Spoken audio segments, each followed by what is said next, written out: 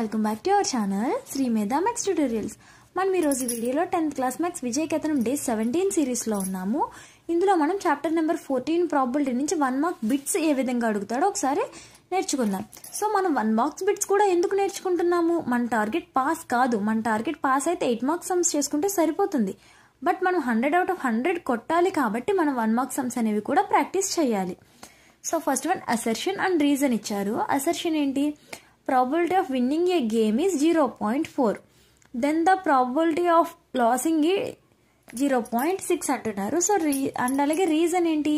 p of e plus p of e bar or e dash equal to 1. ఇక్కడ మనకి formula తెలుసు. So reason అనేది true. So ఇప్పుడు మనం ఈ సమ్ చేద్దాం. ఇదెంత? 0.4. మనకి 0.4 plus p of e dash equal to 1. p of e dash equal to 1 minus 0.4. that means 0.6. ఎలా చేస్తాను చూడండి ఒకసారి. 1.00 0.4. ఓకే, 1.10 సరిపోతుంది. ఇదంతా అవుతుంది 10 అండ్ అలాగే 0. 10 లోంచి 9 తీసేస్తే 6 డెసిమల్ 0. So it's 0.6. సో మనకి both assertion and reason are true. Both assertion and reason are true and reason supporting the assertion. Next one చూడండి. స్టేట్మెంట్ 1 and 2 ఇచ్చారు. Statement probability of sure event is 100. ఇది మనం dam షూర్గా చెప్పేస్తాం. ఇది కాదు, ఎందుకంటే sure event అంతా 1. Probability of impossible event is 0. So ఇది కరెక్ట్. అంటే statement 1 is wrong, statement 2 is correct. ఎక్కడుందో చూడండి. Statement 1 is false, statement 2 is true. So option C is the correct one. Next చూడండి.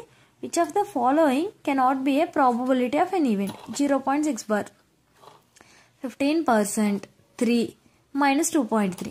మైనస్ నెగిటివ్ అవ్వదు, eliminated 1. ఇలా terminating అవ్వదు. Next 1 కంటే పెద్దది అవ్వదు. సో ఆన్సర్ ఎంత? 15%. నెక్స్ట్ వన్ చూడండి. If p is the probability of an event A, then p satisfies. p అనేది ఒక ప్రాబబిలిటీ ఆఫ్ ఈవెంట్ అయితే p వాల్యూ 0కి 1కి మధ్యలో ఉంటుంది.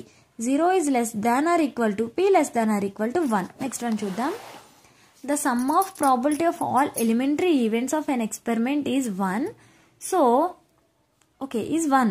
మొత్తం మనకి ప్రాబబిలిటీలో ఎన్ని చేస్తే అన్నిటిని యాడ్ చేస్తే దేనికి ఈక్వల్ అవుతుందమ్మా? 1 అంటే p of e1 plus p of e2 plus p of e3 and so on p of en equal to 1. ఇలా 1, 2 కాదు, మొత్తం ప్రాబబిలిటీ నుంచి అన్ని సమ్స్ అయితే ఎక్స్ప్లెయిన్ చేయడం జరిగింది. మీ ఎవరికైనా పీడిఎఫ్స్ కావాలంటే కనుక స్క్రీన్ మీద ఉన్న వాట్సాప్ నెంబర్కి మెసేజ్ చేయండి. All the best all of you. Thanks for watching this video.